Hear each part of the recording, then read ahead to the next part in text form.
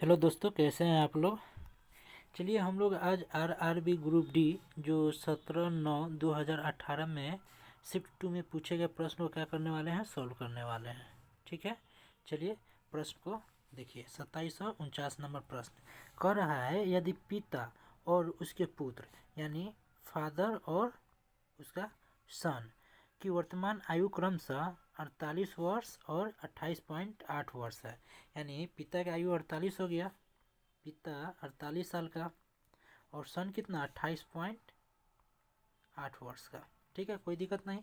फिर आगे बोल रहा है कि पिता अपने पुत्र से कह सकता है कि जब तुम पैदा हुए थे तब मेरी आयु बताइए। अभी पुत्र की आयु 28.8 है। अब बोल रहा है जब तुम पैदा हुए थे तब मेरी आयु, तो फादर का आयु उस समय कितना होगा जब सन पैदा हुआ होगा।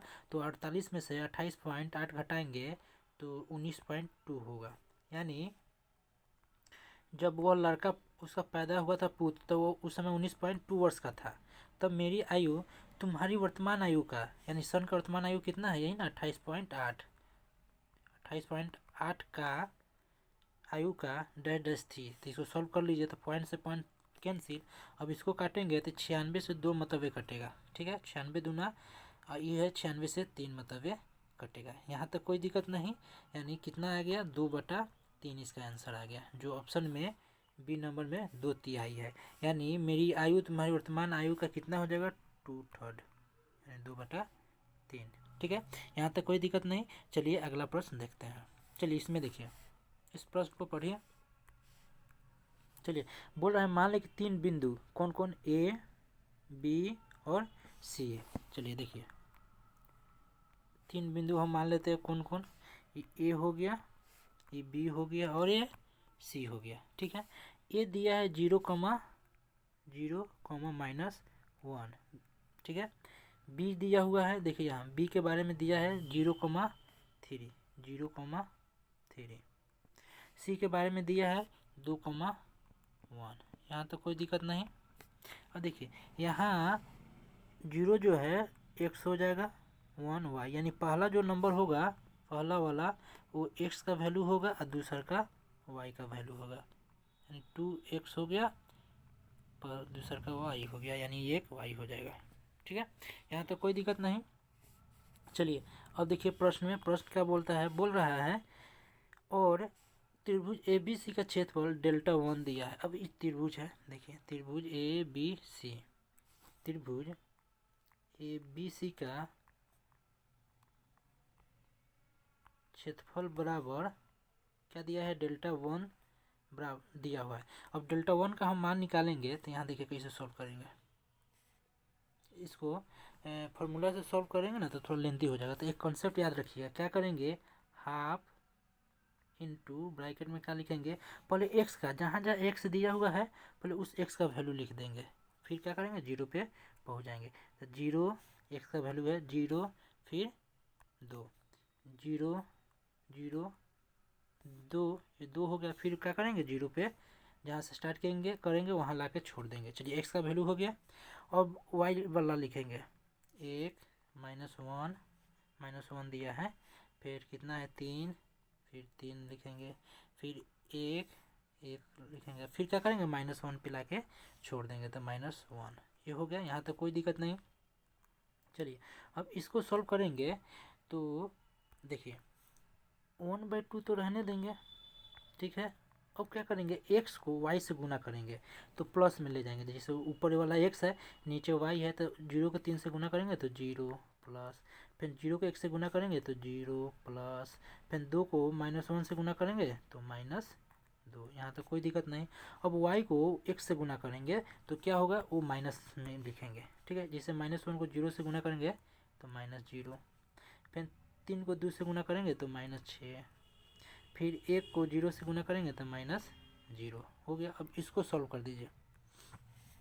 इसको सॉल्व करेंगे तो 1/2 तो रहने देंगे, सॉरी, चलिए देखिए 1/2 तो रहेगा ही। अब गुना, अब देखिए 0 0 0 को साइड कर देंगे तो बच क्या गया, माइनस प्लस माइनस -2 और -6 दोनों को ऐड करेंगे तो क्या हो जाएगा 8 होगा। अब इस -8 को 2 से भाग करेंगे तो क्या होगा -4, लेकिन एरिया हमेशा पॉजिटिव होगा तो एरिया कितना हो जाएगा 4, ठीक है। यानी Δ1 का क्षेत्रफल कितना निकल के आया 4, ठीक है। प्रश्न को देखिए, प्रश्न में चलते हैं। अब प्रश्न में बोल रहा है कि त्रिभुज ABC का क्षेत्रफल Δ1 है तो Δ1 यानी इस त्रिभुज ABC का मान कितना आ गया 4 आ गया, यहाँ तक कोई दिक्कत नहीं। अब Δ2 जो है, Δ2 के बारे में बोल रहा है, उस त्रिभुज का क्षेत्रफल है जो उस त्रिभुज की भुजाओं के मध्य बिंदु, ये भुजा है, इसके मध्य बिंदुओं से बना जिसका शीर्ष का है DEF है। अब इस भुजाओं के मध्य बिंदु यहाँ से क्या करेंगे, एक त्रिभुज निकाल देंगे जिसका मध्य बिंदु कौन कौन है, D है, E और F है, ठीक है। DEAF है तो इसको हम लोग क्या बोलेंगे, Δ2 बोलेंगे, ठीक। अब Δ2, अब बताइए एक चीज़ बताइए, आप यहाँ देखेंगे कि जो ये त्रिभुज है उसका क्षेत्रफल कितना दिया है 4, लेकिन इस त्रिभुज को हम मध्य बिंदु को ऐड कर दिया है तो कई गो त्रिभुज बन गया, देखिए 1 2 3 4 त्रिभुज बच मतलब बन जा रहा है, ठीक है। अब टोटल बड़ा वाला त्रिभुज का एरिया कितना है 4। अब इसको छोटे वाले 4 त्रिभुज में बांटेंगे तो सबको बराबर बराबर मिलेगा, तो 4 छोटा त्रिभुज हो रहा है तो टोटल 4 को 4 त्रिभुज में बांटेंगे तो सबको कितना कितना मिलेगा, 1 1 मिलेगा हिस्सा। यानी इसका भी एक क्षेत्रफल, इसका भी एक क्षेत्रफल, इसका भी एक क्षेत्रफल और इसका भी एक क्षेत्रफल। तो देखिए अब त्रिभुज ये Δ2 है, Δ2 का क्षेत्रफल कितना आ गया 1 आ गया। चलिए अब देखते हैं, देखिए अब Δ2 का एरिया कितना दे दिया 1 दे दिया। अब Δ1 का क्षेत्रफल 4 और Δ2 का क्षेत्रफल 1 आ गया। अब आपके प्रश्न में बोल क्या रहा है वो देख लेते हैं। अब प्रश्न में बोल रहा है कि Δ1 और Δ2 बराबर 1/x, तो हमको x का मान निकालना है। चलिए अब इक्वेशन सेट कर देते हैं। Δ1 बटा Δ2 बराबर कितना दे रहा था 1/x। अब यहाँ पे Δ1 कितना दिया है 4 बटा Δ2 कितना दे रहा है, यहाँ देखिए 1। अब इसको सॉल्व करेंगे तो आपका हो जाएगा, x को 4 से गुना करेंगे तो 4x इजकल टू 1 से 1 गुना करेंगे तो 1, यानी x बराबर क्या होगा, ये 4 नीचे आ जाएगा इसका, तो 1/4 कितना आंसर हो गया 1/4 आंसर हो गया। ऑप्शन में देखेंगे क्या 1/4 है, चलिए देखते हैं। चलिए देखिए ऑप्शन में ये 4 दिया है, इसको सुधार लेंगे 1/4 लिख देंगे, ठीक है। आपका ये नंबर होगा 1/4, ठीक है। इसको सुधार लेंगे, ठीक है, यहाँ तक कोई दिक्कत नहीं। चलिए अगला प्रश्न देखते हैं।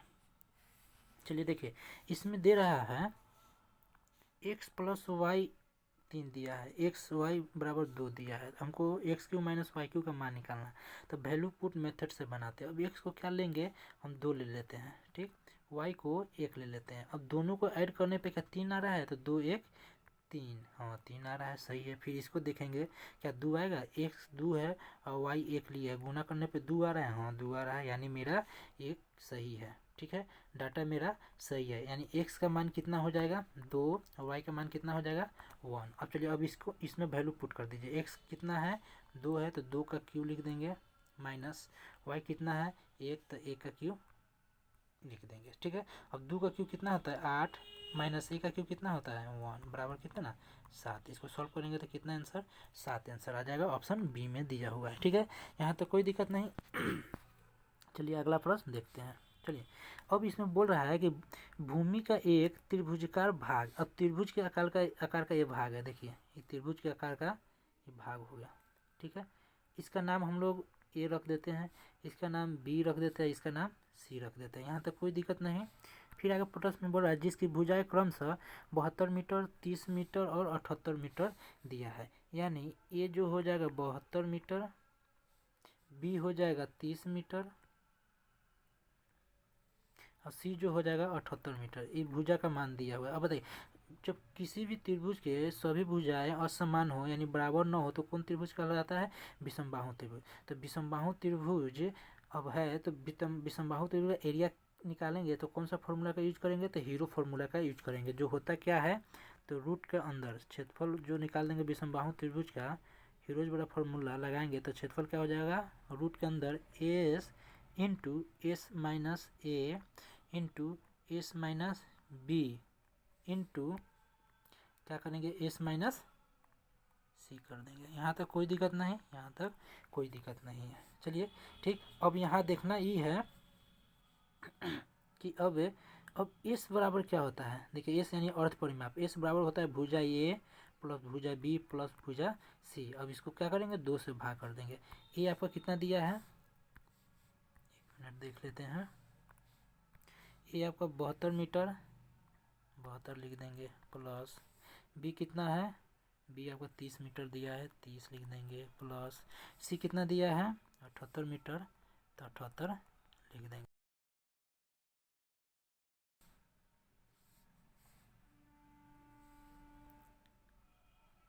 चलिए देखिए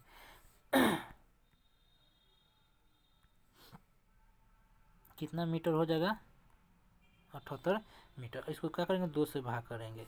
तो इसको सॉल्व करने के लिए चलिए देख लीजिए, ऊपर इसके ले जाते हैं। अब इन तीनों को ऐड करेंगे, तीनों को ऐड करेंगे तो कितना हो जाएगा, 180 हो जाएगा। ठीक है, अब बाटा में 2 काटेंगे तो कितना आ जाएगा, 90। यानी एस का मान कितना आ गया, इस एस का मान हो गया 90। अब इस क्षेत्रफल में क्या करेंगे, एस के जगह 90 रख के सॉल्व कर लेंगे। ठीक है, तो इसका इस टोटल का क्या हो जाएगा, एरिया निकल जाएगा। तो टोटल का एरिया निकालने के लिए चलिए वैल्यू पुट कीजिए, रूट जब वैल्यू पुट करेंगे हम लोग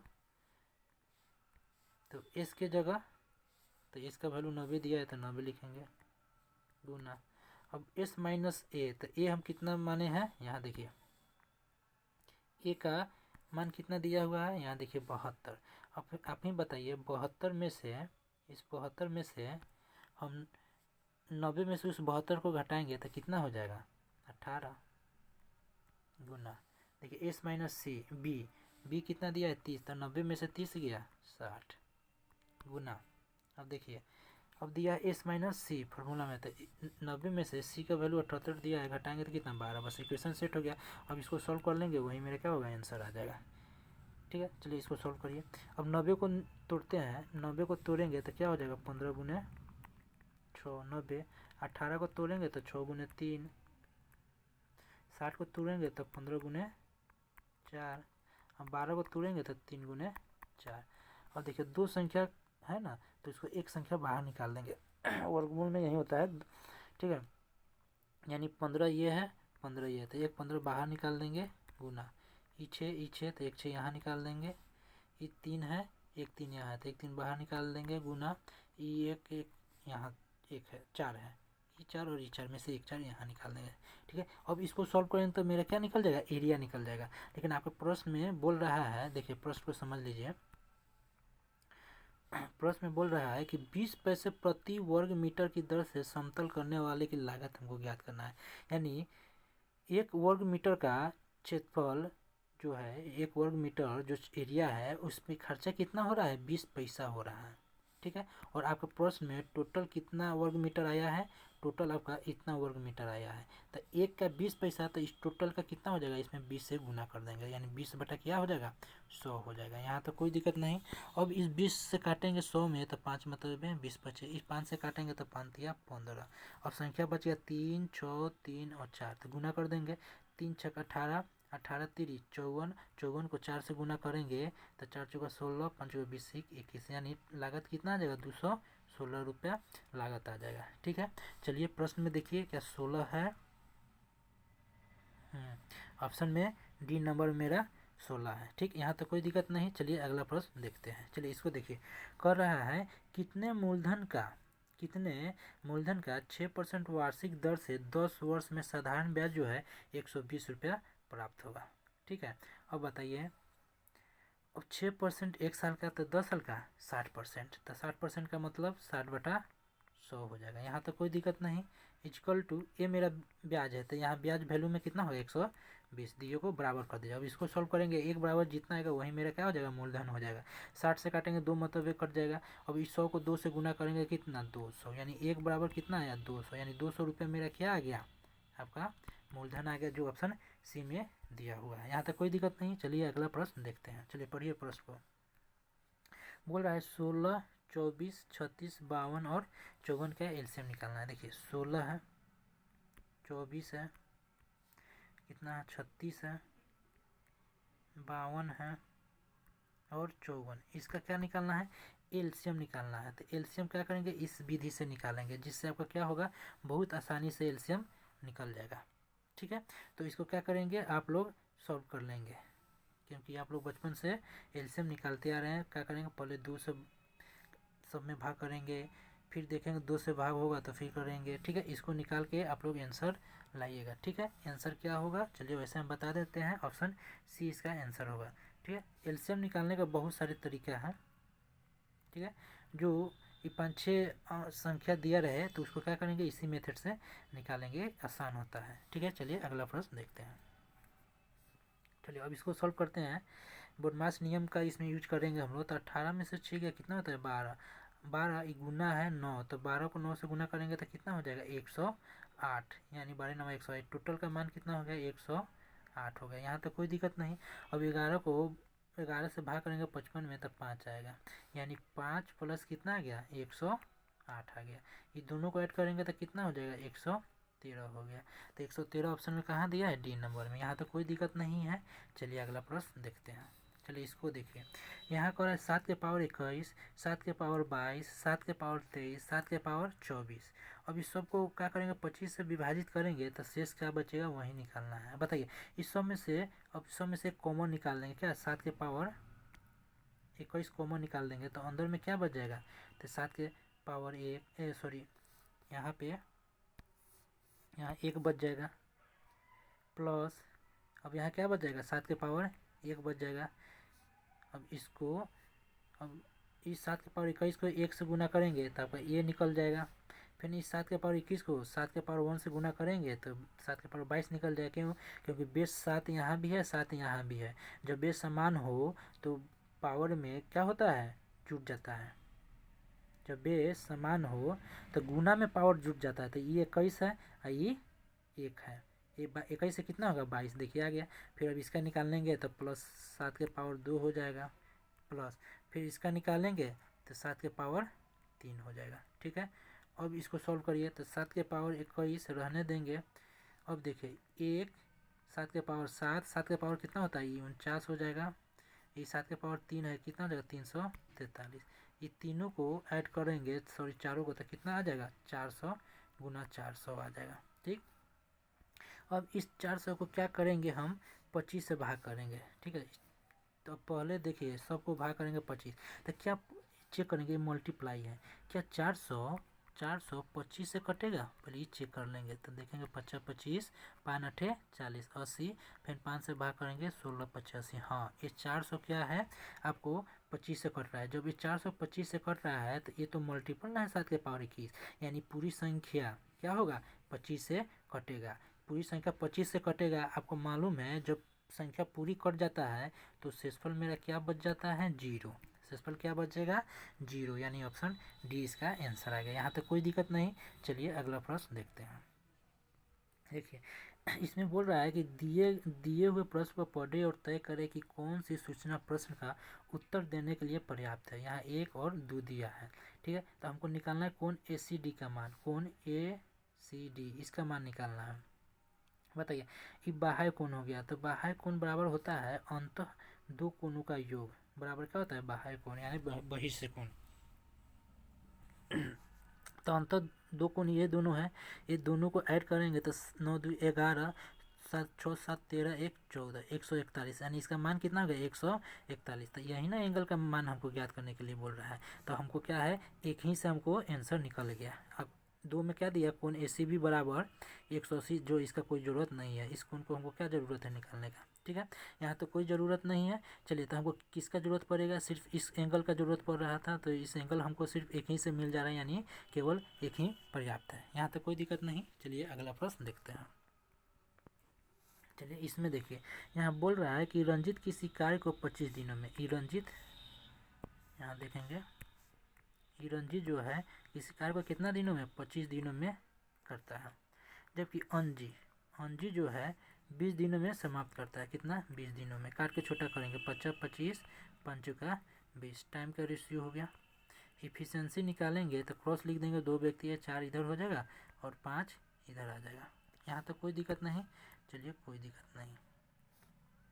और टोटल वर्क के लिए हम क्या बताए हैं, जिसका इफ़िशेंसी समय लेंगे उसकी इफ़िशेंसी से गुना कर देंगे, तो 20 बचे 100, टोटल 100 वर्क हो गया। यहाँ तक कोई दिक्कत नहीं है। अब आगे प्रश्न में बोल रहा है वे 5 दिन तक काम एक साथ करता है, यानी रंजीत और अंजी जो है एक साथ तक दोनों मिलके 4 और 5 कितना होता है 9 के इफ़िशेंसी से दोनों कै दिन तक 5 दिन तक कितना काम करेगा, 9 बचे 45 काम कर लेगा। ठीक है, ये 45 है, 45 काम कर लिया। फिर बाद में रंजीत क्या करता है, काम छोड़ के चला जाता है, रंजीत ही चला गया, तो अंजित शेष काम देखिए टोटल कितना काम है, टोटल 100 काम, 100 में से 45 काम हो गया, तो शेष कितना काम बचेगा, तो 100 में से क्या करेंगे 45 घटाएंगे तो 55। ये 55 काम को रंजीत तब जब चला जाता है तो कौन, अंजी करता है, तो अंजी कितना दिनों में करेगा, तो अंजी जो है अंजी का एफिशिएंसी कितना है, यहाँ देखिए अंजी का एफिशिएंसी 5 दिया है, यानी 5 की एफिशिएंसी से 55 काम कितना दिनों में अंजी करेगा, तो 11 दिनों में करेगा, यानी आंसर कितना हो जाएगा 11, जो ऑप्शन बी में दिया हुआ है। ठीक है, यहाँ तक कोई दिक्कत नहीं है। चलिए अगला प्रश्न देखते हैं। चलिए इस प्रश्न को सॉल्व करते हैं। इस प्रश्न में बोल रहा है कि एक समांतर चतुर्भुज पी क्यू आर, देखिए समांतर चतुर्भुज, देखिए समांतर चतुर्भुज जो है एक आयत के आकार में होता है, जिसके आमने सामने भुजा क्या होता है, बराबर होता है, तो भुजा का नाम दे देंगे पी क्यू आर और एस। ठीक है, इस भुजा को एक्स मान लेते हैं, इसको x1 और इसको x2 मान लेते हैं, यहाँ तक कोई दिक्कत नहीं। और बोल रहा है भुजाओं की लंबाई 8 सेंटीमीटर और 12 सेंटीमीटर दिया हुआ है। चलिए देखिए, मान लीजिए ये हो जाएगा 8 सेंटीमीटर, ये हो जाएगा 12 सेंटीमीटर, कोई दिक्कत नहीं। और 10 सेंटीमीटर लंबा एक विकर्ण, देखिए ये विकर्ण है, ये विकर्ण का हम नाम दे देते हैं D1, जो आपका कितना दिया है 10 सेंटीमीटर दिया है, यहाँ तक कोई दिक्कत नहीं। तो दूसरे विकर्ण की लंबाई ज्ञात कीजिए, तो दूसरे विकर्ण, चलिए ये आपका दूसरा विकर्ण हो गया, ये आपका दूसरा विकर्ण हो गया, जो इसका नाम D2 दे देते हैं, क्या नाम देते हैं, D2 दे देते हैं, हमको यही निकालना है। ठीक है, विकर्ण दूसरा का निकालना है। ठीक है, यहाँ दे रहा है कि दूसरे विकर्ण की लंबाई ज्ञात करिए। चलिए एक कॉन्सेप्ट हम बता रहे हैं, उसी कॉन्सेप्ट पे क्या करेंगे, इसको सॉल्व करने वाले हैं। चलिए देखिए, यहाँ भुजा दिया हुआ है, 2 भुजा का मान दिया हुआ है और एक विकर्ण दिया हुआ है, दूसरा के विकर्ण का मान ज्ञात करना है हमको। तो एक कॉन्सेप्ट होता है कि दोनों विकर्णों के वर्गों का योग, यानी D1 का स्क्वायर प्लस D2 का स्क्वायर बराबर जो होता है दोनों भुजाओं के वर्गों के दुगुना होता है, यानी 2 गुना दोनों भुजाएं, यानी x1 का स्क्वायर प्लस x2 का स्क्वायर के बराबर होता है। ठीक है, ये मेरा क्या है, एक कॉन्सेप्ट मेरा यहाँ से निकल के आ जाता है। ठीक है, यहाँ तो कोई दिक्कत नहीं, क्या हो गया, अब इसी को क्या करेंगे हम लोग सॉल्व करने वाले हैं, यानी इसको हम लोग बोल सकते हैं दोनों विकर्णों के वर्गों का योग बराबर दोनों भुजाओं के वर्गों का योग का दुगुना हम लोग बोल सकते हैं। चलिए D1 कितना दिया है 10, तो 10 का स्क्वायर कितना हो जाएगा 100 प्लस D2 का करेंगे D2 स्क्वायर हूबहू रहने देंगे इक्वल टू, चलिए 2 तो रहने देंगे, 2 गुना x कितना है x1 8 दिया था, 8 का स्क्वायर यहाँ है तो 8 का स्क्वायर कितना हो जाएगा 64 प्लस x2 कितना है 12, तो 12 का स्क्वायर कितना हो जाएगा 144, कोई दिक्कत नहीं है यहाँ तक। अब इसको सॉल्व करेंगे तो इसको तो हूबहू लिख देंगे 100 प्लस D2 और इसका स्क्वायर बराबर, इसको जोड़ेंगे तो कितना आ जाएगा 4 4 8 6 4 10 208, अब 208 को 2 से गुना करेंगे तो 416 आ जाएगा। ठीक, यहाँ तक कोई दिक्कत नहीं, यहाँ तक कोई दिक्कत नहीं होनी चाहिए। अब देखिए इसको लिख लीजिए D2 का स्क्वायर बराबर, ये 416 है, इस 100 इधर आ जाएगा, बराबर के साइड माइनस हो जाएगा, तो 416 में से 100 घटा देंगे तो कितना आ जाएगा 316 हो जाएगा। ठीक है, यहाँ तक कोई दिक्कत नहीं। और D2 स्क्वायर बराबर 316 है, तो 316 किसके स्क्वायर के आसपास है, तो 316 जो है 18 का स्क्वायर कितना होता है 314 24, यानी ई 300, ये जो 316 की संख्या के आसपास है 324, तो 324 किसका स्क्वायर होता है? 324 18 का स्क्वायर होता है, यानी ये 316 जो होगा जस्ट 18 से हल्का कम होगा क्या? तो ऑप्शन में देखेंगे क्या ये 18 से कोई कम संख्या है किसी में? देखिए हाँ है, किस में? डी में दिया है कितना? 17.8 दिया हुआ है, तो आपका आंसर क्या होगा? 17.8, क्योंकि यहाँ लंबाई जो लगभग में पूछा है, लगभग में, तो 18 से कम, यानी 18 का स्क्वायर 324, तो 316 18 से हल्का कम है, तो क्या होगा? 17.8 आंसर आ गया। ठीक है, चलिए नेक्स्ट प्रश्न देखते हैं। अब यहाँ बोल रहा है कि दो अभाज्य संख्या, अभाज्य को प्राइम संख्या ए और बी का एलसीएम समावर्तक निकालना है। देखिए एक संख्या क्या है? दो अभाज्य संख्या, एक ए हो गया, एक बी हो गया। अब एलसीएम निकालेंगे तो इसमें से तो कोई कॉमन निकलने वाला नहीं है, तो दोनों को गुना कर देंगे। ए गुने बी बराबर कितना होगा? ए बी, यानी इसका एलसीएम लघुत्तम समावर्तक कितना हो गया? ए और बी हो गया, जो ऑप्शन में सी नंबर में दिया हुआ है। ठीक है, यहाँ तक कोई दिक्कत नहीं। चलिए आपका कंप्लीट हुआ।